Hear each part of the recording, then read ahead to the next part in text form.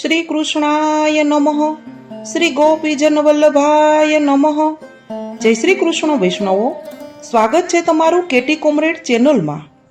આજના આ અલૌકિક સત્સંગનું રસપાન કરીએ તેની પહેલા ચેનલને લાઈક અને સબસ્ક્રાઇબ કરી દો અને બાજુમાં આપેલા બેલ આઇકન પર ક્લિક કરો, જેથી કરીને તમને આવા વિડીયોની નોટિફિકેશન મળતી રહે. અને કમેન્ટ બોક્સમાં જય શ્રી કૃષ્ણ અવશ્ય લખજો. તો ચાલો આ અલૌકિક સત્સંગનું રસપાન કરીએ. ઉત્તર ભારતમાં ગંગા નદીના કિનારે પવિત્ર સોરમ ક્ષેત્ર આવેલું છે. ત્યાં વિદ્વાન ગુરુ કેશવાનંદજીના આશ્રમમાં 10 વર્ષની વયનો કૃષ્ણદાસ મેઘન નામનો વિદ્યાર્થી વિદ્યાભ્યાસ કરે છે. ગુરુએ પોતાની યોગ સમાધિ દ્વારા ભગવદ પ્રાદુર્ભાવની હકીકત જાણી અને કૃષ્ણદાસ મેઘનને કહી.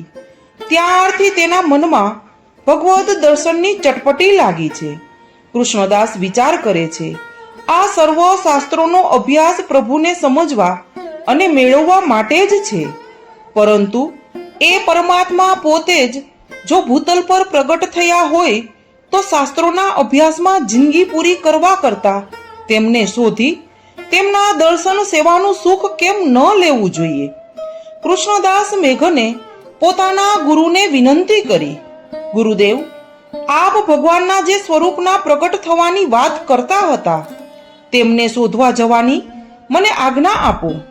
ગુરુદેવે કહ્યું, બેટા, તારા પિતાએ તને વિદ્યા અભ્યાસ કરવા મને સોંપ્યો છે. વિદ્યા અભ્યાસ પૂરો ન થાય ત્યાં સુધી તને અહીંથી જવાની અનુમતિ મારાથી આપી શકાય નહીં. ભગવાન તારા ઉપર કૃપા કરશે તો તને જરૂર પ્રાપ્ત થશે. હજી તારી ઉંમર ક્યાં એ વીતી ગઈ છે, માટે બીજી બધી બાબતોનો વિચાર કર્યા વિના એક ચિત્તે વિદ્યા અભ્યાસ કર, તે જ તારું મુખ્ય કર્તવ્ય છે. કૃષ્ણદાસને ગુરુની આ શિખામણ ગળે ઉતરી નહીં, પરંતુ તેઓ ચૂપ થઈ ગયા. વળી થોડાક વખત પછી તેમણે પોતાના ગુરુદેવને ફરી વિનંતી કરી, મહારાજ, આપ આજ્ઞા આપો તો મારું મન બદ્રી કેદારનાથની યાત્રા કરવાનું થયું છે, તો હું થોડોક સમય યાત્રા કરી આવું. ગુરુદેવે કહ્યું, વત્સ, બદ્રી કેદારનાથનો માર્ગ વિકટ છે. તું હજી પુખ્ત વયનો થયો નથી. એકલો જઈને બદ્રી કેદારની યાત્રા કરી શકે તે માટે તું હજી નાનો છે. તીર્થયાત્રાની રજા હું તને કેવી રીતે આપું? કૃષ્ણદાસે વિચાર કર્યો કે મારા મનની ઈચ્છા ગુરુજી સમજી ગયા છે. કોઈ પણ સંજોગોમાં તેઓ મને અનુમતિ આપશે નહીં. મારે માટે અહીંથી જવાનો હવે એક જ માર્ગ છે, અને તે ગુરુજીની આજ્ઞા લીધા વિના ચૂપકીથી ચાલ્યા જવું. તેમણે મનોમન નિશ્ચય કર્યો અને એક રાત્રે ગુરુનો આશ્રમ મૂકી 12 વર્ષના કૃષ્ણદાસ પ્રભુની શોધમાં એકલા અટુલા નીકળી ગયા. તેમણે વિચાર કર્યો, ભગવત પ્રાગટ્ય થયે 2 વર્ષ થયા છે. એ ઉંમરના બાળકોની તપાસ કરતા કરતા ક્યાંક પ્રભુના દર્શન થઈ આવશે. તેઓ ગામે ગામ ફરતા તીર્થયાત્રા કરતા આગળ વધ્યા. ધીમે ધીમે દિવસો પસાર થાય છે, પણ તેમને ક્યાંય પ્રભુનું પગેરું મળતું નથી. તેમનું હૃદય આશા નિરાશાના ઝોલે ઝૂલી રહ્યું છે. તેઓ વિચાર કરે છે, શું ગુરુજીએ ભગવત પ્રાગટ્યની ઘટના કહી તે સાચી હશે? જો પ્રભુનું પ્રાગટ્ય થયું તો શું કોઈને તેની જાણ નહીં હોય? ફરી પોતે ને પોતે જવાબ આપે છે, ના ના, એવું તો ન જ બને. ગુરુજી કદી અસત્ય તો ન જ બોલે. અસત્ય બોલવામાં તેમને શું સ્વાર્થ હોય?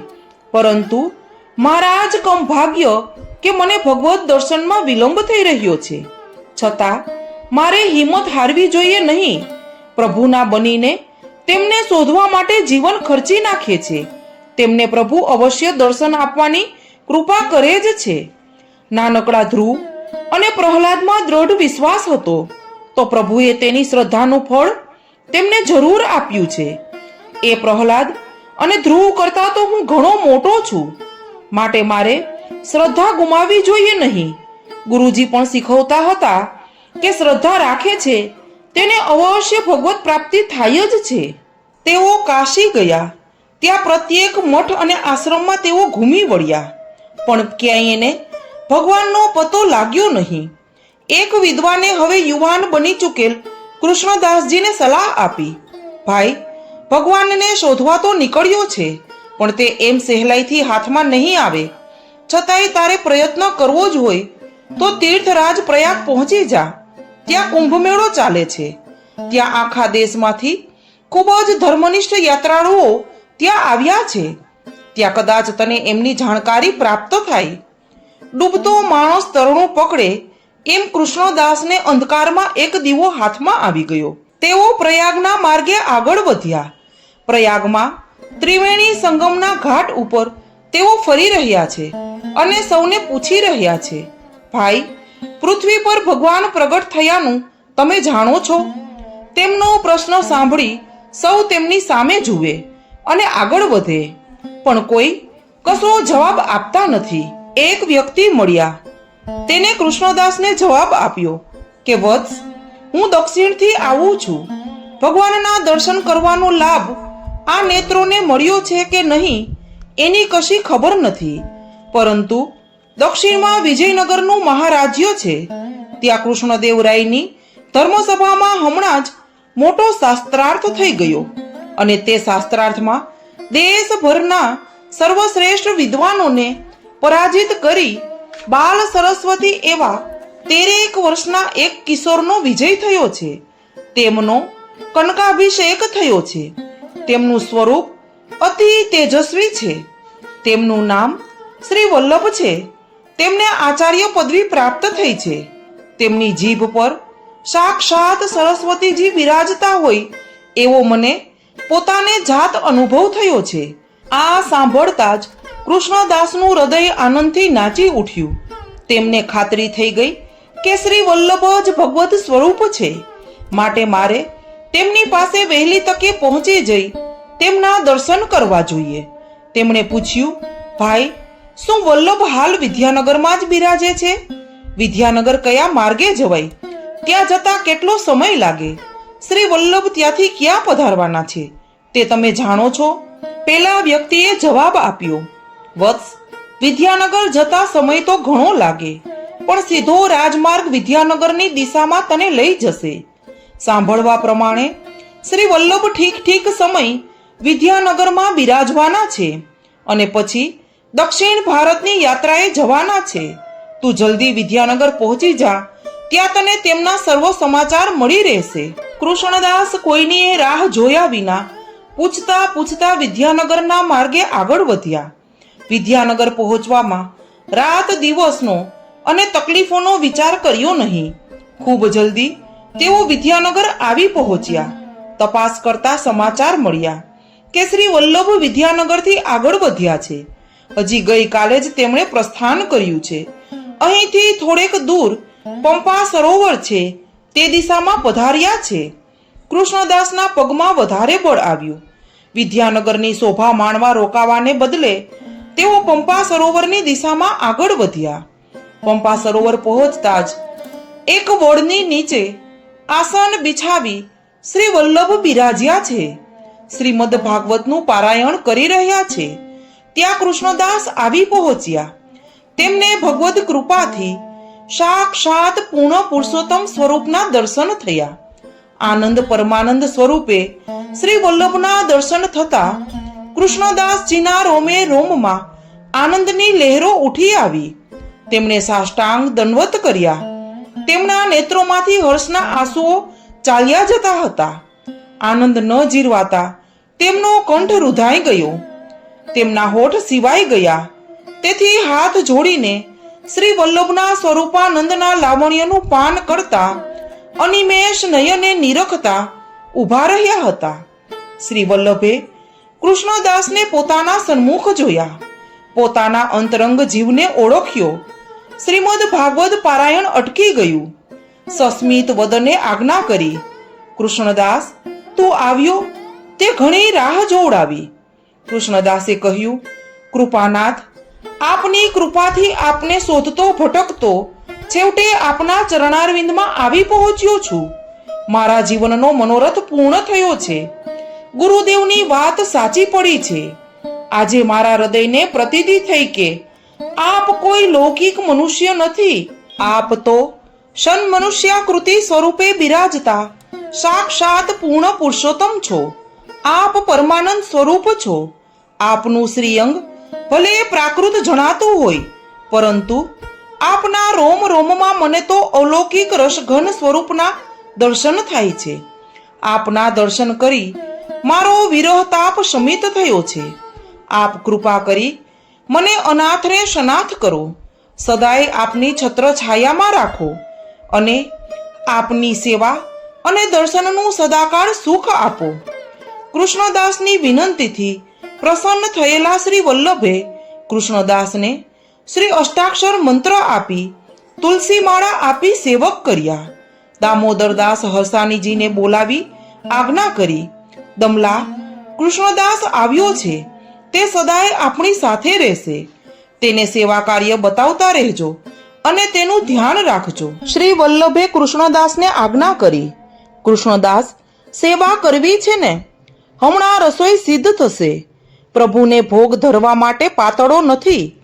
આ વન પ્રદેશમાં ખાખરાના વૃક્ષના લીલા પાન લઈ આવો અને તેની પાતળો સિદ્ધ કરો. ત્યાં સુધી હું આજનું પારાયણ પૂર્ણ કરું છું. કૃષ્ણદાસ પોતાનું અહોભાગ્ય માની વન પ્રદેશની શોભા નિરખતા ખાખરાના વૃક્ષની શોધમાં આગળ ચાલ્યા. ઠીક દૂર ગયા પછી તેમણે ખાખરાના વૃક્ષોનું ઝુંડ જોયું. લીલા સુંદર મોટા પાન તોડ્યા, તેની પાતળો બનાવી અને તેઓ પાછા આવે છે. ત્યાં સુધી એક વૃક્ષ નીચે તેમણે જીવનના છેલ્લા શ્વાસ લેતું એક વૃદ્ધ પક્ષી જોયું. વૃદ્ધ પક્ષીનો મૃત્યુ સમયનો તડફડાટ જોઈ તેમને ખૂબ જ દુઃખ થયું. ભગવદ કૃપાથી તે પક્ષીને મનુષ્યવાણી પ્રાપ્ત થઈ. તે કહેવા લાગ્યું, ભક્તરાજ, મારા પર કૃપા કરો. મારા જીવનની અંતિમ ક્ષણોએ ભગવાનની કૃપાથી મને આપના જેવા ભગવદ ભક્તના દર્શન થયા છે. એટલે હવે મને શ્રદ્ધા છે કે મારે બીજો જન્મ નહીં લેવો પડે. તમારા નેત્રોમાં ભગવાનના દર્શન થયા છે. ભક્તરાજ, તમારા દર્શનથી આજે મને મારા અનેક પૂર્વજન્મોનું જ્ઞાન થયું છે. હું જોઈ શકું છું કે આજથી હજારો વર્ષો પૂર્વે આવા જ પક્ષી સ્વરૂપે આ જ વનમાં આ જ સ્થળે હું હતો. જનક નંદિની સીતા માતાનું અપહરણ કરી રાવણ તેમને લઈ જતો હતો. તે મેં મારી સગી આંખે ત્યારે જોયેલું. સીતા માતાના દર્શન કરેલા, તેમનું આક્રંદ સાંભળેલું. તેમને બચાવવા પક્ષીરાજ જટાયુ વગેરેએ પોતાના પ્રાણોની આહુતિ આપેલી. પણ હું પાપાશક્ત હતો, દુષ્ટ હતો. પરિણામે સીતા માતાની સેવા ન કરતા હું સાક્ષી બની બધું જોયા કરતો હતો. મારા આ અપરાધનો મને ખૂબ ભારે દંડ પણ મળ્યો છે. ત્યારથી મારો મોક્ષ થતો નથી. પ્રતિ જન્મ આ જ સ્થળમાં હું એ જ પક્ષી યોનિમાં જન્મ્યા કરું છું. જન્મ મરણના દુઃખ વેઠ્યા કરું છું. મેં પ્રભુનો અપરાધ કર્યો છે. પ્રભુનો અપરાધ ક્ષમા કરવાનું સામર્થ્ય માત્ર બે જ વ્યક્તિઓમાં હોય છે. એક પ્રભુ પોતાનામાં અને બીજું પ્રભુના પ્રિય ભક્તોમાં. આજે મારા અંતકાળ સમયે મારા પશ્ચાતાપથી પ્રસન્ન થઈ પ્રભુએ જ તમને મારી પાસે મોકલ્યા હોય તેમ જણાય છે. માટે તમે મારો ઉદ્ધાર કરવાની કૃપા કરો. પક્ષીને આમ માનવ વાણીમાં બોલતો સાંભળી કૃષ્ણદાસને વિસ્મય થયું. તેમણે પક્ષીને કહ્યું, ભાઈ, તું માને છે એવો મોટો ભગવદ ભક્ત હું નથી, પણ તારી વાત સાચી છે. પ્રભુ કૃપાથી મને સાક્ષાત પ્રભુ મળ્યા છે અને તેઓ આ જ વન પ્રદેશમાં અત્યારે બિરાજે છે. તારા વચનોમાં તારા હૃદયનો સાચો પશ્ચાતાપ જણાય છે. તેથી હું જઈને મારા પ્રભુ શ્રી વલ્લભને તારી વિનંતી પહોંચાડીશ અને તેઓ જે આજ્ઞા કરશે તેમ કરીશ. કૃષ્ણદાસ ઝડપી પગે શ્રી વલ્લભની પાસે આવ્યા. સુંદર પાતળો આપશ્રીની પાસે ધરી અને હાથ જોડીને વિનંતી કરી, મહારાજ, એક પક્ષીની આવી વિનંતી લઈને આપની પાસે આવ્યો છું. આપ આજ્ઞા કરો તેમ કરું. કૃષ્ણદાસ, મારા ચરણારવિંદને પંપા સરોવરના પવિત્ર જલથી ધોઈ તે ચરણોદક તે પક્ષીના ઉપર છાંટી આવો. તેનાથી તેના અપરાધોની નિવૃત્તિ થતાં તેને મોક્ષ થશે. આ પ્રમાણે શ્રી વલ્લભે આજ્ઞા કરી. શ્રી વલ્લભની આજ્ઞા પ્રમાણે આપ શ્રીનું ચરણોદક લઈ કૃષ્ણદાસ સત્વરે વનમાં ગયા. પક્ષી ઉપર ચરણોદક છાંટતા તેના પ્રાણ છૂટી ગયા અને તેને મોક્ષ થયો.